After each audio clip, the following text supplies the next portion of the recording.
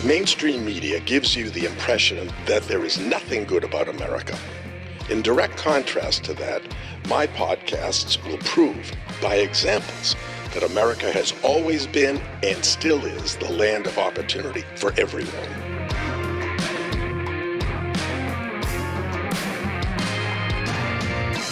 Welcome to another episode of Life Lessons with Dr. Bob. During these episodes, we invite very interesting and successful people to share their experiences with us. The hope is these are entertaining conversations, but at the same time, we're going to learn about the things in their personality or background that help them to reach the success that they have achieved. And tonight our guest is Charlie Kirk. Charlie is the founder and CEO of Turning Point USA. It's the largest and most influential conservative youth activist organization in the country, starting with nothing but enthusiasm, energy, and purpose in 2012. And in just 9 years, he has built Turning Point USA to be a powerhouse of conservatism with now more than 2,000 chapters on college and high school campuses around the country, and 250,000, 250,000 members. And guess what? He's only 27 years old. Now, how did a 17-year-old kid who finished high school but who never graduated from college reach this remarkable achievement?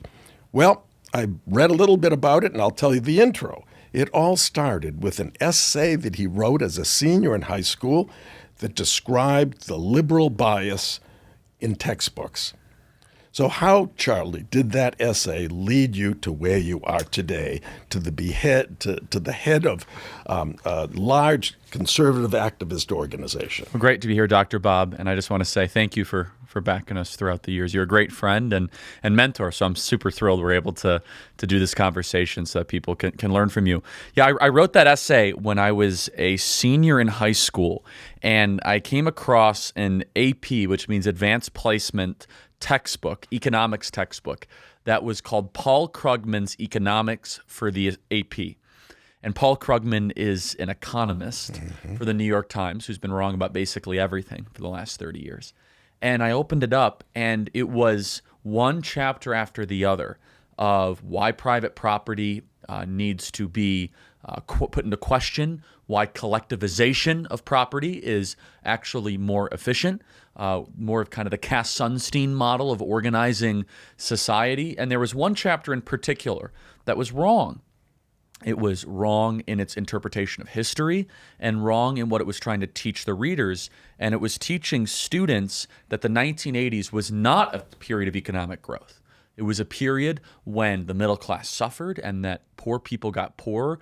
And Dr. Bob, you're entitled to your own opinion. You're not entitled to your own facts. You know the 1980s, that thanks to Ronald Reagan and tax cuts and deregulation, that the economy soared. And so I challenged this to my teacher and kind of wrote it up. And this was when Andrew Breitbart was still alive, right before he died, like a month before he died. Breitbart.com took that essay and was the first essay I ever wrote. I just sent to them as a tip, and they said, why don't you try to write this? And it ended up going totally viral. It was published on hundreds of websites. I ended up going on Fox News over it. And all of a sudden, I kind of realized, hey, this is what it feels like to be an activist. You know why? Because of the enemies that I made because of that. My teacher, administrator, and principal, superintendent, head of instruction, they hated the fact that I would go and expose the fact that they are teaching this garbage in these classrooms. And so from there, I kind of got the itch, you could say, to try to do something to save this country. And that article in Breitbart led to an interview on Fox News. That's right. For a high school senior. That's right. Pretty good. So I was on Fox News in the morning at like 6 a.m. Then I went back to class, and it was all over the internet. And this was pre-Twitter. It was still kind of getting online. And my teachers were saying, "Did I see you on television this morning?" And that was the beginning stages of kind of what became Turning Point USA.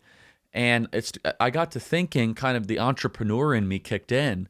I said, there must be millions of other young people experiencing exactly what I saw in that textbook. Mm-hmm. And that was just one isolated incident of Dr. Bob, of teachers that would go out of their way towards framing Marxism in a positive way and kind of the beginning stages of what was wokeism all the way back in 2012.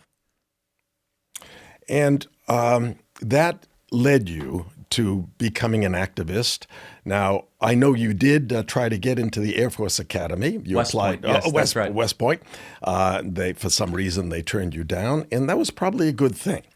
I was a professor for many years.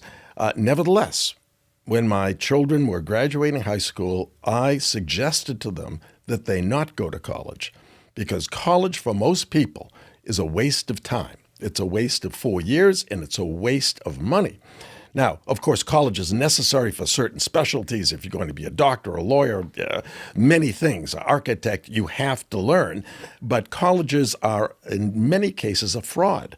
They stretch it out for 4 years, what generally you could learn that trade or that profession in 2 years. I totally agree. I told my kids, I said, if you want, I'll give you the exact same amount of money that tuition and living expenses will cost. I'll front that to you, and go out and do something, start a business or build a career. You're smart enough. You can learn what's necessary by doing. You don't need to go to college. So I think it was very lucky that they turned you down, because you wouldn't be here today if you spent time 4 years in the military. I totally agree. academy. And it would have been 4 years plus 5 years military service, right? So Right. I would just be getting out right now. And who knows, maybe I would be in some Afghanistan debacle after that whole humiliation. It was the best thing that ever happened to me. And that's my lesson to young people, is my whole life was about going to West Point. I was an Eagle Scout, football, basketball captain, good grades, member of the community, got every letter recommendation you could imagine, got my congressional nomination. But when it came for appointment to the academy, I didn't get in. And it was crushing at the time. And I couldn't quite process it or understand it. And I was kind of left with this decision, what do I do? And simultaneously, that kind of essay was written right near that denial letter. And I realized that there was a much more important path than I was supposed to be on. Now, did your parents pressure you in any way? Usually, of course, American parents want their kids to go to college. That's in their training. So tell us about your parents. They definitely wanted me to go. There was definitely pressure, but they were very understanding of the circumstances and understanding of like, hey, it's your life now. You can make what decisions you want. Perfect. And they were definitely under the belief that, hey, college is probably a better choice for you. But they deserve a great amount of credit, Dr. Bob. There was no shaming. There was no kind of ridiculing, which would happen in some families. Sure. I grew up in the suburbs of Chicago, the Wheeling, Arlington Heights area. And where I came from, the kids that were addicted to drugs were treated much better than the kids that didn't go to college, in the sense that if you didn't go to college, there was kind of like a social stigma to you. You know what I mean? Probably still is. Totally. And so my parents decided like, hey, they were going to do the difficult thing, which was they were going to tell their neighbors that, Charlie's actually not going to college this year. Yeah. That's a tough thing. Be proud of it. Be proud of it. He's going on his own. That's right. He's going on his own. He's going to figure this out. And, from the beginning, Dr. Bob, there were so many people that were negative and naysayers. But there were a couple people. There were a couple neighbors that stepped up and supported us early on that were conservative, not in, massive numbers, but definitely helped us get going. But large in part, you pinpointed it perfectly. One of the reasons why students go to college is because of parental social pressure. Right. I'm going to, it turns out my kids, despite the fact that I advised them not to go to college, they felt the social pressure to go to college, and they did. And I frankly don't. And they're not using their education now. They're doing something else. But here's another story. When I started my company, Cognex, back in 1981, a number of people, I tried to recruit smart engineers, and I found this fellow who turns out to be brilliant, and I was teaching at MIT, got my PhD at MIT, so I know what brilliance is, and I rarely use that. Brilliant. Name is Bill Silver, and he joined the company for the summer to help me program things. We had about 3 or 4 employees. And at the end of the summer, he told me, he said, Dr. Bob, I'm going to stay here. I'm going to drop out of a doctoral program at MIT. Wow. And I spoke to his professors before I hired him, and they said he was the smartest student they ever had. So he was a doctoral candidate at MIT, and he says, I'm going to stay with Cognex. I went home that night, and Friday night I usually return to my parents, and I had dinner with them, and they said, what's happening with the company? I said, oh, very good news. Bill Silver decided to drop out of college and join the company. They said, that's terrible.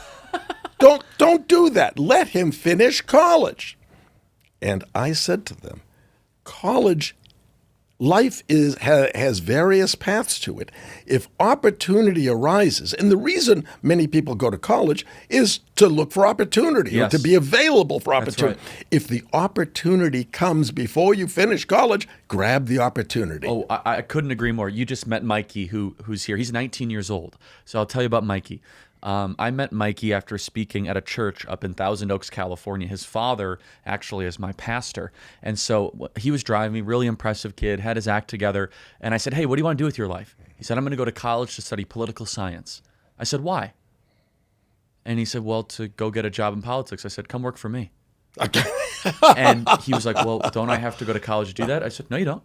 And to his parents' credit, they said, yeah, go move to Phoenix, go get your own apartment. So now he has no debt, earning a good wage, meeting some of the coolest people in the world, and learning everything. Politicians, doing what he wanted to do at 19. All of his peers are wearing masks, being forced to get vaccines on college campuses, not sure what they want to do with their life. And they're doing it from their basement. That's right. They're not even getting a real college education. So if opportunity is there, just like Bill Silver, take it. Do it. And he said to his parents, who also were pressuring him, telling him it's a mistake, and he looked at them, he had the brains at that age, as you did, to say to his parents, Cognex is here now. MIT will still be there. That is exactly right. If it doesn't work out, I can go back to MIT, but Cognex won't be here. This opportunity won't be here. That's right. So it takes very special people, a very special person, because we offered jobs to another fellow, and he'd be a millionaire today based on stock options that we give. And he said at the end of the summer, he said, well, it was great working here, but I'm going to go in the Peace Corps. So the opportunity knocks, you got to answer the door. Right. That's right. If you want to live a life of adventure, and that's the thing, is that not everybody does. Right. If you want to go along to get along, then do what everybody else is doing. Maybe ignore the knock on the door. That's right. Oh, it could be scary. Who knows? Oh, it's very scary because it's uncertainty, right? There's pressure. There's unpredictability. You know this from starting an amazing company from nothing. You got to be willing to hire people, fire people, manage people, work weekends, not sleep for weeks. And in your case, because you have taken the conservative side, you can make enemies. And I'm going to talk a little bit about that. Here's what the left says about you. Wikipedia quotes the New York Times as a horror show. Oh, Wikipedia's a horror show. Okay? But here it quotes the New York Times as saying this. By mixing and matching and twisting facts, Mr. Kirk has come to exemplify a new breed of political agitator that has flourished since the 2016 election of President Trump by walking the line between mainstream conservative opinion and outright disinformation. Now, when they use the term agitator, I think they meant it in the negative. Right. I see it as a positive. Thank you. Because what an agitator does is questions what is happening, and if it's wrong, tries to make it right. Yes. Agitating for change. You are an agitator, and I'm using that in the most positive sense. And I consider the New York Times taking time to write that piece, which was on 1A of the New York Times when they published that, above the fold, as a compliment. They don't go after just any sort of schlep on the side of the street. No, they're going to go after people that are doing something, hopefully very significant. And you notice when you read that, they don't give any sort of evidence. No, never. And they use this kind of interesting language, twisting and mixing and matching. What exactly do you mean by that? Because they won't outright say I'm lying, right? Instead, they use these other terms. Yeah, that's correct. Right? Because they're trying to create the impression that they're twisting, mixing, maxing, disinformation. It's very cryptic, isn't it? Disinformation. Yeah, so tell me straight up, New York Times, what do you think? And they won't do it. They won't do that.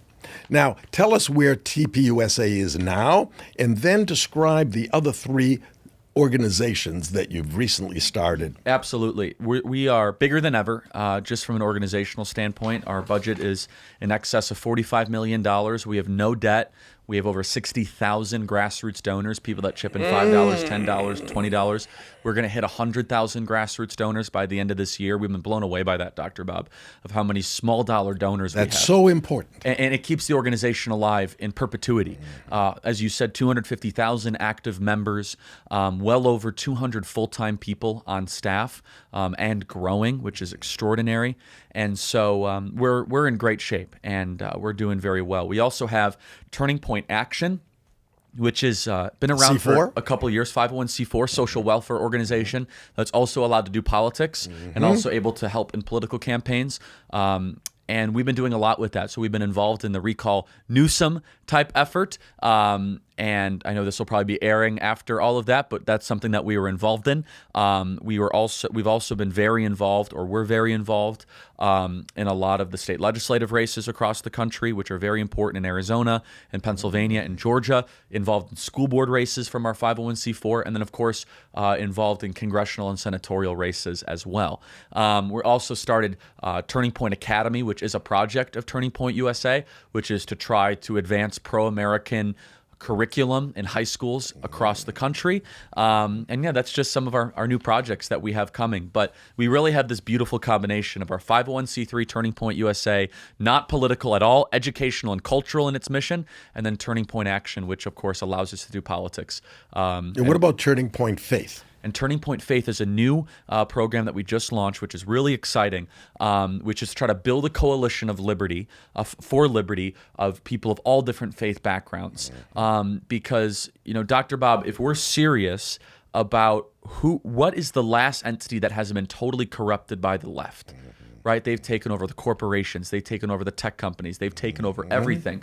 The American churches, they're ready to rock. And you know this, especially when it comes to both of our love of Israel. It is the American evangelicals that support Israel, that defend Israel. And so Turning Point Faith, we have 32 full-time people that have been hired in this division of this organization to try and find pastors and find churches and give them the support they need and the resources they need and the training they need to speak out on these critical issues. That is fantastic. Thank because you. People still look to their pastors for guidance. And that's such an important point. So Pew Research did a study a couple of years ago. They said, who are the most important counselors in America when consequential decisions are being made? For example, voting, marriage, financial decisions. Number one was religious official. Number two was boss. You know what number three was? Spouse. Not that the spouses are unimportant, but someone will trust a religious official and their boss even above their spouse when it comes to these very intimate decisions. Great to hit those points. Let's talk about diversity. Of course, it's a very big deal these days. We're going to be talking more about that critical race theory. But even 10 years ago, when I was running the company, we had something every month called Ask the President, where people could come, have pizza. Usually about 100 of my employees would show up, probably for the pizza more than for asking the question. And we also took questions anonymously. And one of the questions from one of my employees was, Dr. Bob, when are we going to have more diversity? And I thought about it very quickly and came to the conclusion that we'll have more diversity when that's what my customers want. That's a great answer. Right now, my customers haven't asked for diversity. They're asking for the highest tech, highest capable, most efficient, reliable products at fair prices. And that requires hard work and brains. Competency. And that's why the company has, for 40 years, been based on merit. It's a meritocracy. We hire irrespective of everything else. We don't care. As long as you can write code or balance the books, as long as you love your profession and you're going to do it really well with high ethics, we'll hire you. Yes. So I would think that diversity will happen by its very nature. If we just close our eyes to the nature of the person other than their skill set, then what are we doing wrong? But now, that's not the case. Now, organizations are being forced by some of the largest fund managers in the country who own all these companies. Most public companies, the stock is held by large funds. And those fund managers are writing letters and pressuring corporations on this issue of diversity and inclusion and equity. And I'd like your feelings about that. What do you feel is important or not important about diversity? Yeah, I mean, I'll probably be committing a thought crime here, but I don't think diversity is a strength. I think that diversity of thought can be a strength. But when you're trying to build a successful enterprise, unity is your strength. Unity. Not differences. Uniformity. Of You want course. everybody to sign up for the mission of the company. Whether it be a company or a military operation or a sports team, this idea that discord or diversity is somehow going to be your defining characteristic or strength, it could be an element of who you are. I'm not saying anything, that you should be outrageously hateful or any of that. Of course not. But it's become this kind of incantation, hasn't it, Dr. Bob? Diversity is our strength. Very our strength. Why is it our strength? Right. And if you read letters from the president in annual reports, public companies file annual reports. There's always a letter from the president or the chairman. And you will find, ever since, I think, 5 years ago, the first sentence is about diversity. We have a diverse workforce. We have this. Well, investors, I don't think the investors care about that. Okay, yes. What they care about is the company doing well? Am I going to get my dividends? Is the stock going up? Yes. That's what the investors stand for. And as public companies, we're owned by these people. We're owned by their shareholders, and we owe it to them. Certainly, we owe it to them to run a straightforward, ethical organization that doesn't discriminate unduly against any particular race or people or sex or whatever. But the first thing we got to serve is our customers, and they want quality. Yeah, and so if you have a room and you look around the room and you have 20 coders, people that can code that are all Asian, you didn't pick them because they were Asian. You picked them because they were good at coding. Exactly because right. You need the efficiency. You're in a cutthroat business. Right. And I just want to be very clear here, because some people are going to try to cut up what I said, is that if you look at how a business needs to be run, the obligation and the duty is not to some sort of esoteric bumper sticker, which is what the activists have done. Instead, it's about fulfilling the mandate to your shareholders or to your employees or to your customers, the most important thing, right? Which is what keeps the entire enterprise going. What's happened, though, is you have these social revolutionaries that have taken over the HR departments of these major funds. Let's take Goldman Sachs, for example, that have no idea how capital flows work. They are 100 years removed from the founding of that company. And they come in after they go to Harvard, Princeton, Yale, Stanford, or Berkeley, thinking, like, whoa, yeah, it's just so easy to make money. The hard thing is diversity. And we need all these mandates. And they look at Goldman Sachs as this kind of sandbox to try to revolutionize the world. And we're starting to see that do real damage to our country. Now, you see the push for diversity everywhere except in sports. Isn't that interesting? I don't understand why they aren't held to the same standard. How many short people are in the NBA? Right? We need diversity, not only of color, I suppose, but diversity of height. Yes. How many skinny people are in football teams? Well, and this is why I believe the diversity, equity, inclusion movement is against the American creed and against what makes America an exceptional nation. Because deep down, we love celebrating winning and success in America. We love the people that can go 100 Jeopardy rounds, straight. We love the Olympic athletes that can break the untouchable Olympic record. We love the celebration of impossibility. And that only happens when you prioritize competency, meritocracy, consciousness, reason, not kind of silly melanin contents in people's skin. And so, but sports is the great example here, Dr. Bob, because deep down, no one wants to see a bunch of 5'8" people play for the Los Angeles Lakers. But that's what would happen. It'd be really boring, actually. Well, we would have to adjust the height of the basket to the average height of the players. And LeBron James should have to have his hands handcuffed when he plays. That's right. That's only fair. That's right, because he's too good, right? And then I have to hear him lecture us that it's a racist country, it's a terrible country. The NBA is at least 80 to 85% black, maybe more. And there's no racial quota there, nor should there be, because it should be a competition of competency like everything and excellence. Else. Everything should be held to that standard. That's right. And that was an American ideal. Well, winning and giving prizes to people who win is not only useful for the person who won. It's useful and helpful to the people who can see that if you work hard, if you play hard, if you exercise, maybe you can do it. I totally agree. And this is being destroyed in America. No more applauding for the people who are successful because it makes the other people feel bad. And this is so important. And you just said prizes. In economics, we call this word incentives. Incentives is what drive human behavior, right? And so if you think you're going to get a $200, $500 ticket, you're not going to drive in the HOV lane by yourself because that's an incentive not to do that. It's a disincentive, right?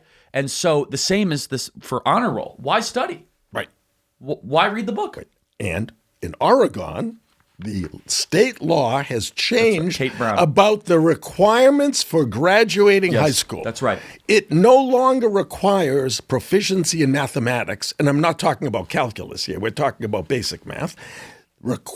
Graduating with a high school diploma does not require competency in mathematics nor reading or writing. So you will be able to people in Oregon will be able to get a high school diploma while they're illiterate. So what does a high school diploma then mean? What does it mean if there's no standards? It means that you're able to be an activist. You showed up. You showed up. That's right. Just like participation trophy. Participation trophy. And that's what really started with 10 years ago. That's right. And this moves on to critical race theory. And I didn't know what it was, so I had to look it up. CRT. The theory says that racism is a part of everyday life in America because racism is in the DNA of every white American, whether they know it or not. Yes. They are automatically racist. This is being taught in our schools, that America is fundamentally flawed from 1619 or whatever date they want. It became racist. That's right. Now, if that's the case, how did Barack Obama get to be president for 8 years? I'm struck by this. Or why did more blacks come through legal immigration since 1980 than ever came through the slave trade? Why do so many blacks want to come to this country if it's so racist and awful and colonialistic? You see, the presupposition they come from is it's actually brilliant in one sense. You can never prove it wrong. Because they state something that can never be proven right or proven wrong. It's everywhere. Well, what is everywhere? The air? No. Racism. It's and so then you call them out for it. I do this all the time. Well, prove it to me. Well, you can't see it because you're white. Oh, so your entire operational thesis is that we have something in our systems, in our DNA that's everywhere. You can't tell me where it is, but if you would be able to tell me where it is, I can't find it because of my skin color. They say yes. This is absurd and insane. And what it is, and you know this, Dr. Bob, is that it's a deconstructionist philosophy. It's how can we disassemble the parts of America the quickest, and they found the way to do that through race. And if they can't point it out, how could we possibly fix it if it were there? That's right. It's like, oh, you have a tumor, but I'm not going to tell you where it is. Where it is. Right. It might be in your kidney. And you're flawed and you're labeled. So we have gone a long way from measuring people, as Martin Luther King said, by the content of their character, not by the color of their skin. We've gone a long way. And I believe this started with President Obama. And America is now at a tipping point. I agree with you. America has to decide if we're going to go back to the America that we loved, of freedom, free expression, and rights for everyone, right? No discrimination in law. The outcome might turn out differently, but everyone should have the shot at whatever they want. We're either going to tip back there, or we're going to go where President Obama said we would go. He said this before he was inaugurated. 3 days. Yeah. He said in a matter of a week, whatever it was, we are going to fundamentally change the United States of America. And I think that's what is happening now. That's right. A fundamental shift. And this is the question, isn't it? Is that, do Americans still want the country that we once enjoyed, or do we want to go into this fundamental transformational direction? And it's an open question. It's a question of, are we willing to fight for it? Are we willing to do something about it? Are the parents that are seeing what's happening to their kids willing to intercede and actually, intervene, I should say, and stop this line of nonsense that's been happening? But, Dr. Bob, I totally agree, because I grew up in an America born in 93, right, where I saw both sides of this. I grew up in an America in 04, 05, 06, where no one cared about skin color. It was about meritocracy, how hard you worked. It was waking up early, staying up late, and then I saw it change in front of my very eyes. And you did too, Dr. Bob, obviously. I mean, you've seen the country change. But from my generational perspective as 27, I feel like I've lived in 2 different countries in one lifetime. Absolutely. And it broke quickly. It broke exactly when I turned 15 years old in 2008 when Barack Obama got elected. We have never had worse race relations in my time. Maybe in Jim Crow and Civil War they were worse, but never. They were fine until Barack Obama pointed us in a totally different direction. Totally agree with you. I'd like to ask you, tell me about your family and your character, the traits that got you to be where you are today. Got you to be at 27 heading a substantial organization with substantial cash flows in and out, hiring people. How many employees did you say? 200 plus. 200 plus employees at 27 years old. I didn't do that.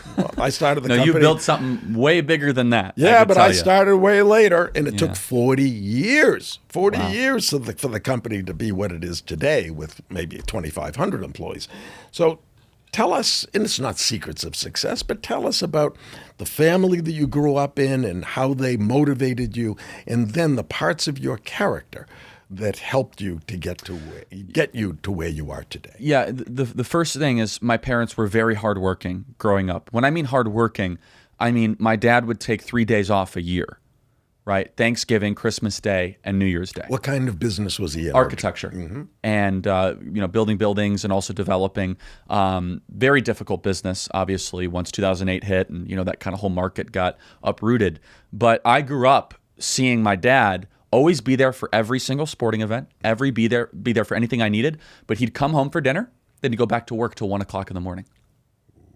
And then he'd wake up at 7 a.m. You know what it's like to build a business. And so that was the culture I was raised in. And I was also, obviously I'm very, active, and I have trouble sitting still. And my parents, to their great credit, anytime anyone would be like, oh, Charlie has trouble sitting still in class, they're like, you know what? That'll end up being a positive. No medication. Perfect. No counselors. I want to tell you that same story. Please. It was the 3rd grade, or 2nd grade, one of the two. And we were learning how to print letters. And Mrs. Kirshen, that was her name, went to the blackboard, said, class, here's how you make the letter A. You 1 line, lift the pen, another line, and a 3rd line. 3 lines, and here's how you do it. And then she says, okay, I want everybody to do that. And she walked around the room. And I remember this. I can't remember what I had for breakfast, but I can remember what happened when I was in the 3rd grade. I said, oh, I can make it without lifting the pen. And it's much faster. And she came over to me and pushed me. Teachers could do that at the time, and it's fine. I didn't go home and complain. Didn't call a lawyer. She said, Mr. Shillman, you make it this way. And I kept on doing it. So it's clear that I had the seeds of entrepreneurship. That's and right. I want to do it my way. I'm creative. And it's a shame that our educational system doesn't recognize this. That's right. They want everybody to be the same and sit with your hands folded or whatever. The same thing happened with my son Barney. We were getting letters and calls from the school. Barney can't sit still. And they advised us to put him on ADD medication, Ritalin or whatever, and we took him to a variety of experts. And one older, very experienced child psychologist said, well, in my day, we'd call that normal. The way he acts. And I was right on the edge of that, Doctor. I don't know how old your sons are, but teachers were like, he can't sit still. There's something wrong with him. That's called drive. That's exactly right. And hopefully charter schools or private schools recognize these kinds of kids and treat them differently. Put them all over here because they are going to be special. All right? They're the change makers. They're the change makers. I didn't care what the teacher's rule was. Here's Dr. Bob's rule. Yes. Mm-hmm. And the other thing, so I'm not surprised that you had that same trait. And so. When we first started Turning Point, and my parents instilled this in me as well, which was that entrepreneurial approach too, which is take risks, think big. I was always taught that this country was a place to be able to do impossible things. And young people ask me all the time, Charlie, how'd you start this? I started it. One of the things that, I always laugh, and I don't mean to insult anyone watching this, when people say, yeah, I went to college to study entrepreneurship. That's funny. I'm often asked, or I was years ago, asked to give lectures at very famous institutions, to give lectures on entrepreneurship. And I would go and I would tell them about my story. But in the back of my mind, what I really wanted to say is, if you're sitting here, you're not an entrepreneur. That's the whole point. Right. If you're sitting here, you're not. And so people say, well, Charlie, what are the steps? I say, steps. Yeah. I said, you think I had a plan when I started? I had a skill and a passion. That was it. And you just kind of start. They say, well, did you have a detailed business plan? I said, what are you talking about, a detailed business plan? I said, I might have had like a pitch deck 2 years later to go raise some money from somebody, but not initially. No, I mean, initially, and even, this as a creator, you're always changing things, right? You're looking to be flexible. It's one of you have to be ready to change. You have to be agile. Right. People say, is there a 5-year plan? No. Yes. And even today at Cognex, 1 year business plan. 1 year. We try to be, and we're big enough, we can plan for 1 year. We have enough customers, we can do that. But 5 years, who knows what's going to happen in technology in 2 years, and it's going to change how you do things. Totally. Oh, who knew that COVID is going to come? That's right. So, it's important to plan, but it's important to plan for the near term and be flexible, ready to change your actions and change your plan. That's right. And then also the other thing, taught, growing up through sports and other ways was perseverance as well, which is a very important thing, which, that's a tough thing to instill in somebody other than if you have parents that are willing to tell you no and willing after you lose a sports game, be like, yeah, well, you should try harder. Yeah, exactly. And all of a sudden that instills in you this kind of hunger to want to be the best.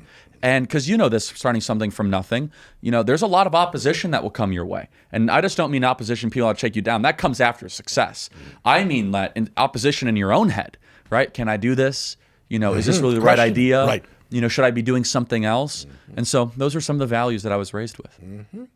Perseverance is one of the things that I value most highly, and it is very rare in our country. Yes. Because television movies show you a crime is solved in 1 hour, or you can build a house and it shows you building a house, and everything happens quickly, and real things don't happen. The only thing that happens quickly are mistakes, and destruction can happen quickly. I totally agree. Building something, whether it's career or a house or and building a business, takes time. Yes. Takes time and dedication and overcoming those barriers. Now, That's right. You mentioned that your father was very hardworking. Yes.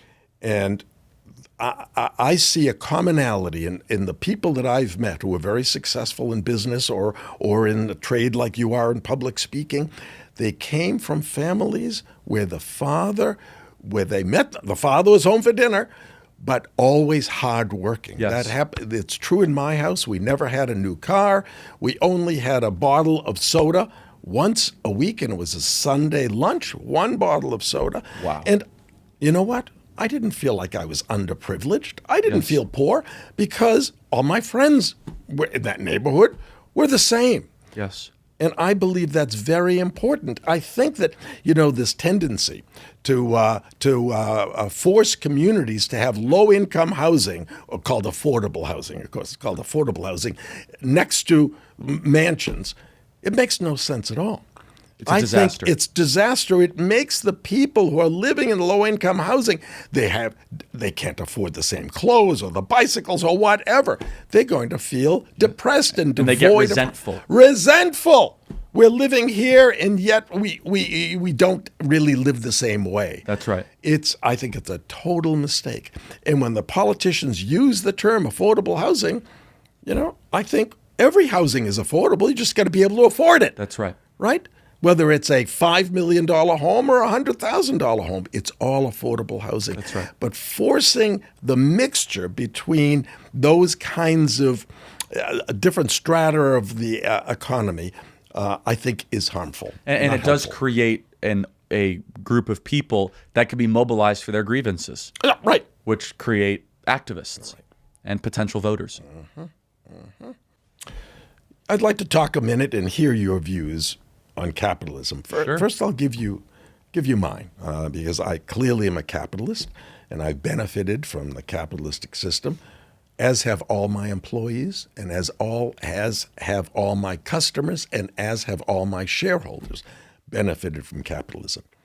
The left thinks that capitalists are greedy. Well, capitalists, successful ones, certainly have more money than people who are poorer, right? Than people who are less successful. And what happens when you go to work, whether you're mowing a lawn or whether you're selling computer systems, what's happening is you're delivering goods or services to the customer. And what are you getting back? You're getting back pieces of paper.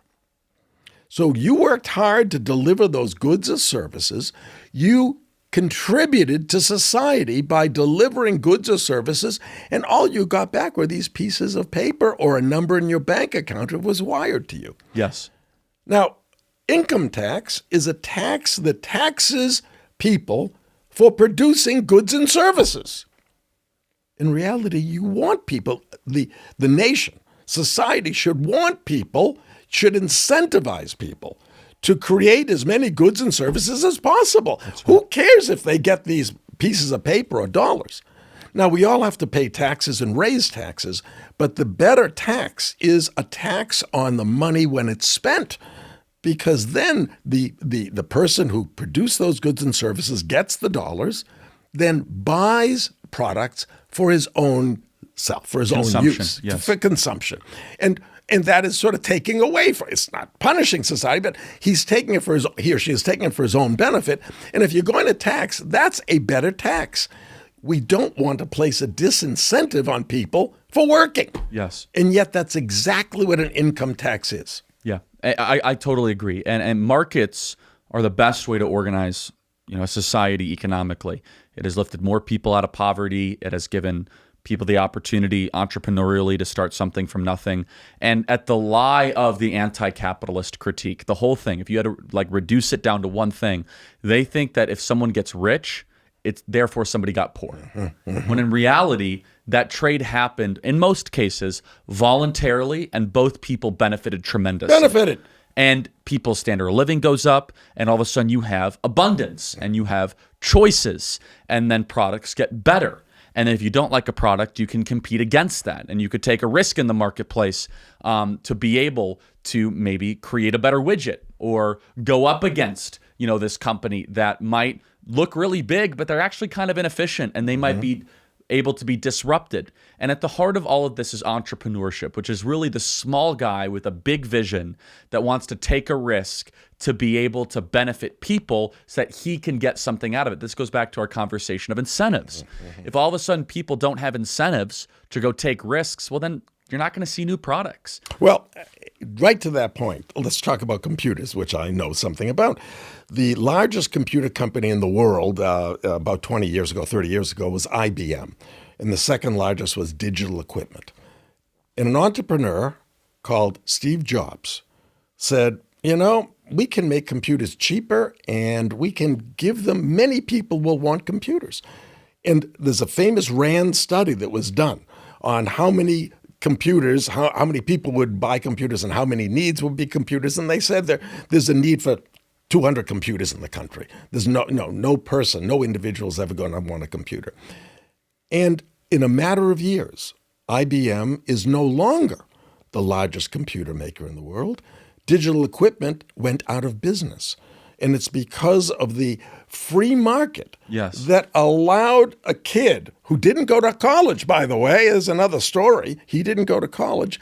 Wonderful idea, came out with a personal computer, and wham, changed the world. Yes. And free markets allows for that. Yes. If the government was in charge of who's going to make computers and what you're going to do, we would have no innovation, none. That's right. So, and the prices would be extraordinarily high, right, and the distribution of the good would be incredibly inefficient. And at the core of all that, though, is private property. That really is the core. Am I able to keep what I earn? Mm-hmm. And can I go to a judge and say that my idea for this computer is mine and not that other guy's. That really is the core of Western civilization economically, is that you cannot have markets without private property. Right. And that's something that the American system protects. And the tax system in most countries is getting to be confiscatory. That's right. And the argument is about fairness.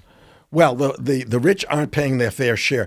Tell me, how much of my money should you be allowed to take to be fair? It's my money. I earned it. That's right. Right? What are you talking about fair? You shouldn't take any of my money. That's what's fair. That's right. Well, and then what is the number on fair? It is by definition a subjective term. And besides, in America, as I understand it, more than 50% of Americans who are eligible to pay tax don't pay tax. That's right. And then don't pay tax. Not to mention, some of the biggest companies get loopholes too. I mean, you have Amazon that almost pays no taxes, and they're able to do that through a variety of different, loopholes and all this.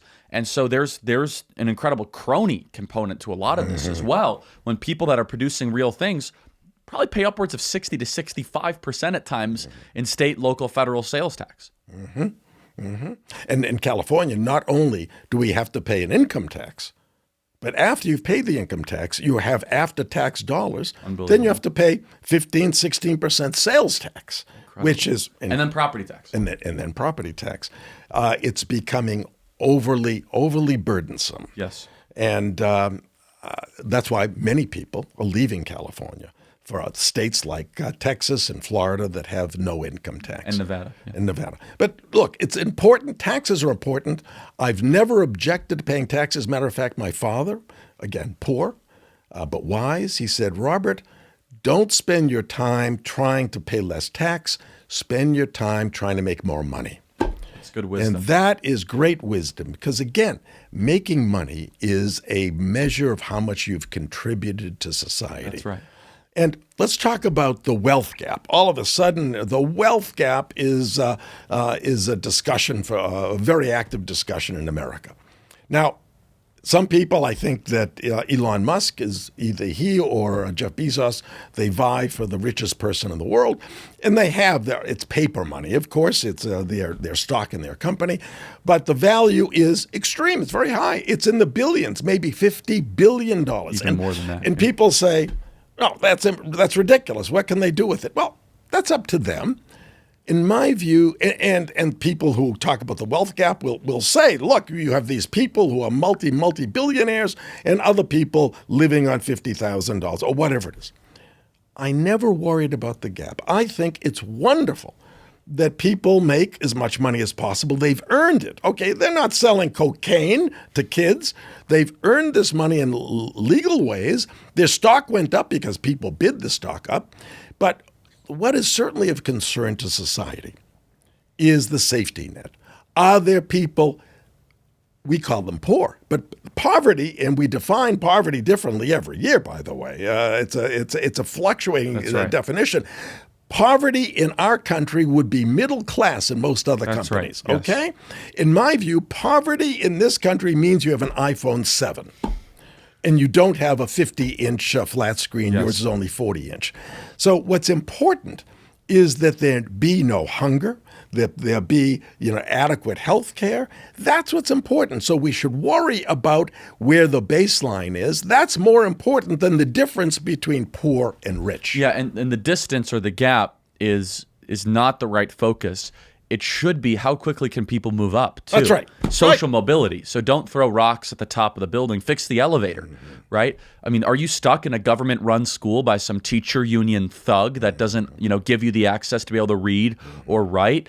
And if you kind of look at it, the people that complain the most about wealth inequality are actually the ones implementing the policies that make it the hardest for people to move up and actually get into a middle-class or upper-middle-class lifestyle.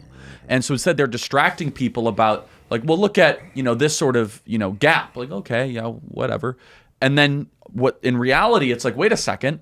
You are implementing a series of economic policies and also a series of educational policies in particular, and crime. We can't forget about crime. So you have in, Compton, for example, or inner city Chicago, you get shot on the way to school. Your property values go down then when crime goes up. And it's hard then for some of these families to break out of that. And so, but we must defund the police. well, that I mean, the most absurd and ridiculous, measure and effort anywhere. But this is all smokescreen. They're trying to focus on a couple people like Bezos, who I'm not a fan of because of his politics, and Elon Musk, who is whatever, to try to focus all on that when in reality it's, wait a second, are you able to go to school? Can you go shopping without worry? Yes. Can the kids in inner city Baltimore read? 5 schools in inner city Baltimore they looked at, almost all black. Not one kid in 5th grade could read or write at grade level. Not one kid. And that's all because of the public sector teacher unions and what they've done to the educational system. And nothing that the left is talking about is going to cure that. That's right. Whether you can give a high school diploma to somebody who is illiterate is not going to cure illiteracy. That's right. The way to cure illiteracy is to have standards and to enforce the teachers to teach properly or replace them. That's right. As a matter of fact, have competition. Schools, I think that parents should have vouchers and they can spend them wherever they want. Their kids should go to school wherever those vouchers are, including homeschooling. Yes. The goal is to have an educated populace. Yes. And the way to do that, I believe, is through the free market. I agree. And to have private school systems now where parents are paying, I don't know if you're not yet a parent, $40,000 for kindergarten. First, $40,000, and that's on top of the property taxes that they're paying for the public school system. And there's another note I want to mention on this, Dr. Bob, which doesn't get mentioned as much, which is if they really are complaining a lot about why Bezos and Elon Musk are getting wealthier, a lot of it has to do with our monetary policy as well, is that when we open up cheap money, or if we spend $6 trillion in Washington, D.C., what does that do to the purchasing power of a $50,000 a year family, right? What would that do to someone like your father who saved, right? Absolutely right. And so that's a People really important don't understand, point. Oh, great, the government's going to print up money. What that means is the money you have is going to be worth less. Right. And that means, people complain the prices are going up. It's not prices going up. Money is less valuable. Exactly right. It takes more dollars to buy that same gallon of gasoline, right? It takes more because the dollars are worth less. And that is a tax on the middle class. It really is. Absolutely right. And no one wants to talk about it. Everybody has to buy gasoline, for example, and the tax on gasoline and the high price on gasoline, everyone has to pay, rich or poor. The rich can absorb that. The middle class and the poor can't. So we're seeing inflation happening. I think it's going to be much worse in the next few years. I totally agree. Under the Democrats, and it's mainly fueled by the giveaway of money, the printing of money. That's right. In hopes that will fix things. And it does the opposite. It does the opposite. Yeah. And I like what President Trump said when he was running for president, when he was either in Chicago or Detroit, one of these horrible cities that have extremely high poverty, extremely high crime rate, which have been run for decades by the Democrats. And he said to the people, what have you got to lose voting for me? Right? Yep. It's not, you're already at the bottom. That's you're in right. the basement. What have you got to lose? And that's why he won. And instead they want to focus on the wealth gap. The wealth gap, yeah. When to make people angry. That's right. And it's the wealthies, it's their fault. They took your money. And there's 500 murders a year in Chicago. Yeah. Yeah. Well, I want to thank you, Charlie. First of all, I want to thank you for coming to my home and spending time with me. But I want to thank you even much more for what you are doing, investing your energy, your life into building an organization that has the potential to change the direction of our country. Thank you. Well, and thank you, Dr. Bob, for all that you've done to support us, and your story's remarkable. I learned a lot here, so thank you. Thanks so much for listening to another episode of Life Lessons with Dr. Bob. If you enjoyed these interviews with some of today's most influential thought leaders, please follow and rate the show on your favorite podcast platform. And don't forget, you can also watch each episode on YouTube as well. We'll see you next time.